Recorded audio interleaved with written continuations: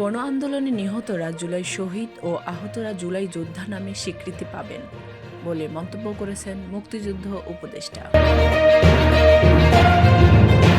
সাবেক জনপ্রশাসন মন্ত্রী ফরহাদ হোসেনের স্ত্রী মোনালিসা গ্রেপ্তার।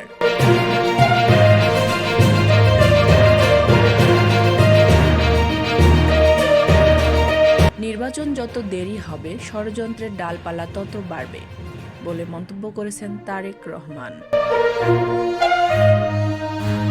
অর্থনীতির সমিতির অফিস দখল নিতে অ্যাডহক এবং অন্তর্বর্তীকালীন কমিটির মুখোমুখি সংঘর্ষ। আওয়ামী লীগের রাজনৈতিক মৃত্যু হয়েছে, দাফন হয়েছে দিল্লিতে বলে মন্তব্য করেছেন সালাউদ্দিন আহমেদ।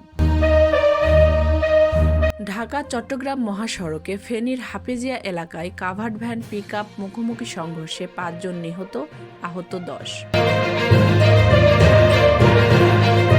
রোজায় ঢাকার ২৫টি স্থানে মিলবে মাছ, মাংস, ডিম সুলভ মূল্যে।